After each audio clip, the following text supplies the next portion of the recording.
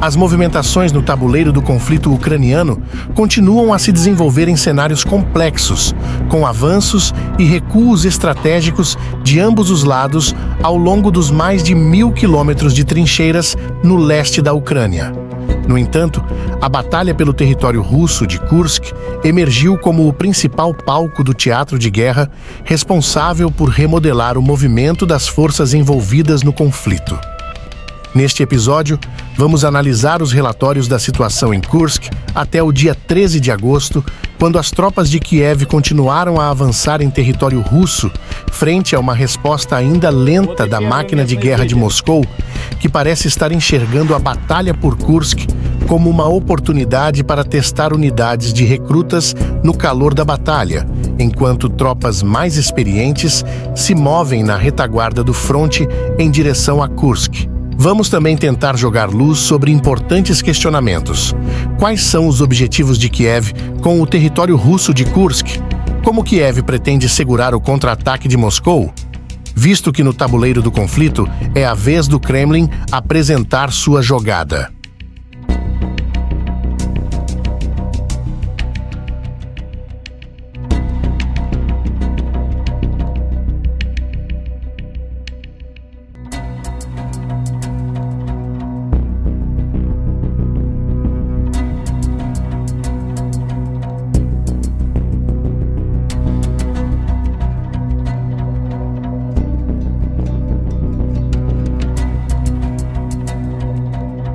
Ao final do dia 13 de agosto, as forças ucranianas continuavam avançando no território russo de Kursk, em meio às tentativas russas de estabilizar a linha de frente na região.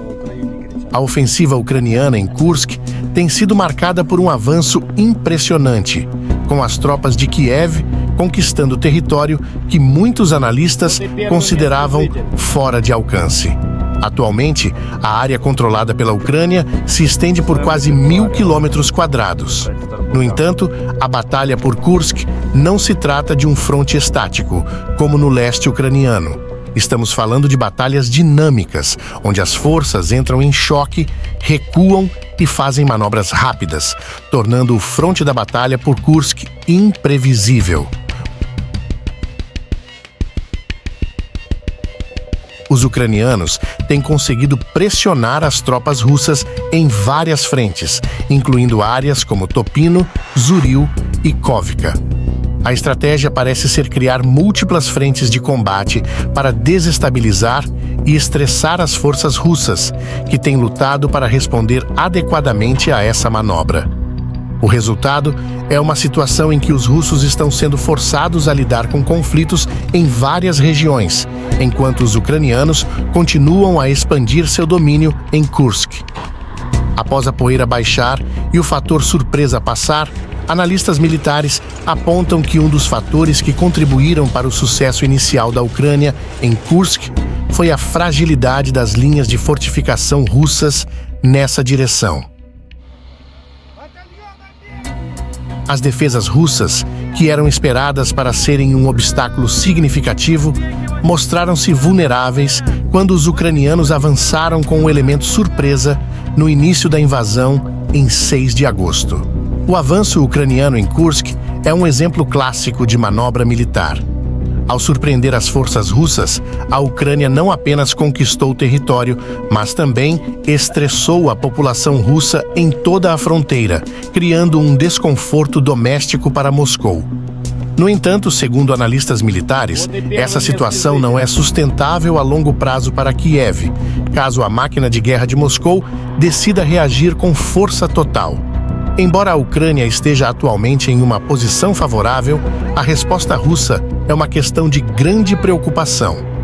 As forças russas, até agora, têm sido lentas em sua resposta ao avanço ucraniano, mas isso não significa que permanecerão passivas permanentemente. A expectativa é que, em algum momento, a Rússia mobilize unidades adicionais e busque recuperar o controle da situação. Inclusive, já há relatos de que tropas estacionadas no território russo de Kaliningrado estão sendo destacadas para Kursk.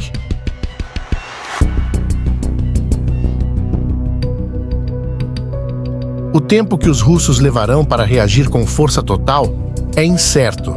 A dinâmica da guerra pode mudar rapidamente e, muito provavelmente, os ucranianos devem estar preparados para uma resposta robusta e um plano de retirada. À medida que a Rússia se reorganiza e reagrupa suas forças, a situação em Kursk pode se tornar cada vez mais desafiadora para as tropas ucranianas. Para a Ucrânia, a questão não é apenas manter o controle de Kursk, mas também gerenciar suas tropas e recursos de maneira eficaz. Segundo analistas, em algum momento, a retirada ordenada será inevitável. O conceito de quebrar contato é fundamental. Quando a pressão russa aumentar, as forças ucranianas precisarão encontrar uma maneira de recuar, preservando o maior número possível de tropas e equipamentos. Para isso, as tropas de Kiev já estão trabalhando em ritmo acelerado na construção de fortificações na retaguarda do território conquistado, prevendo a necessidade de cobrir uma eventual retirada.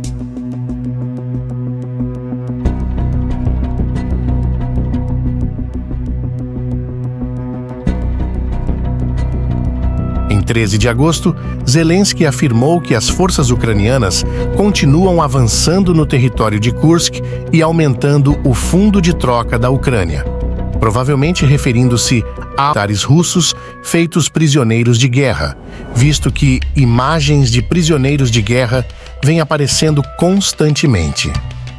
Zelensky argumentou que as forças russas realizaram quase 2.100 ataques de artilharia do território russo de Kursk contra o território ucraniano de Sumy desde o 1º de junho de 2024 e que as operações da Ucrânia no território de Kursk têm como objetivo proteger as fronteiras da Ucrânia dos militares russos. Entretanto, fontes do governo de Kiev indicaram que a Ucrânia não está interessada em tomar permanentemente o território de Kursk. O objetivo de Kiev é se proteger dos ataques russos e afastar as forças russas das áreas de fronteira que a Rússia utiliza para atacar a Ucrânia. Além disso, as operações ucranianas no Oblast de Kursk impedem que os militares russos transfiram unidades adicionais para o Oblast de Donetsk e complicam a logística militar russa, forçando Moscou a apresentar sua próxima jogada no tabuleiro do conflito.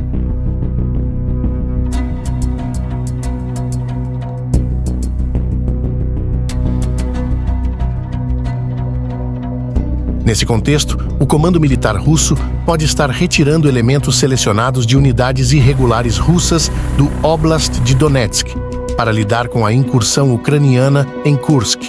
Fontes russas afirmaram em 12 e 13 de agosto que elementos do batalhão Sarmat da Brigada Piatnashka russa e o Corpo de Voluntários russos foram recentemente transferidos para o território de Kursk. No entanto, as autoridades russas parecem estar dobrando a aposta na defesa de Kursk, confiando em grande parte em recrutas e em elementos de algumas unidades militares regulares e irregulares retiradas de setores menos críticos da linha de frente para lidar com a incursão ucraniana. Isso sugere que Moscou está enxergando na batalha por Kursk como uma oportunidade para forjar batalhões que ainda não foram testados no fronte de guerra, impondo a esses soldados o sentimento de que estão lutando contra o invasor da mãe Rússia, assim como fizeram os heróis soviéticos da Segunda Guerra.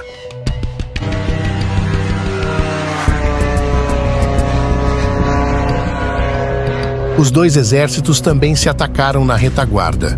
Em 13 de agosto, um míssil Iskander atingiu a base da Força Aérea Ucraniana em Mihorod, localizada na região de Poltava. O ataque resultou na destruição de uma aeronave Su-27 pertencente à Força Aérea da Ucrânia.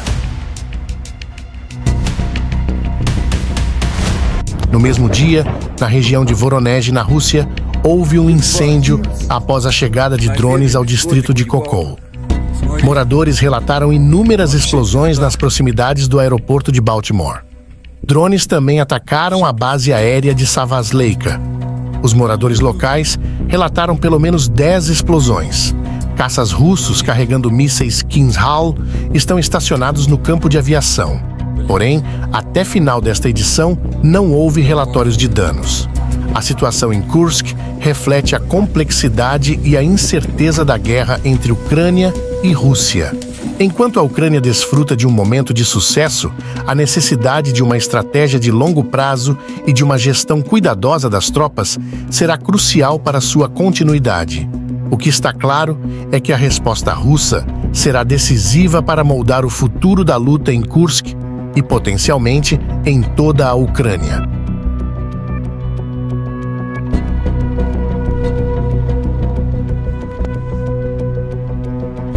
Esse foi mais um Boletim Militar. Muito obrigado pela sua audiência e se você curtiu o conteúdo, deixa a tua curtida e fortalece nosso trabalho se inscrevendo no canal e ativando o sininho da notificação para ficar ligado no próximo Boletim de Guerra. В своем репертуаре Раска, 5 в Тарбулях.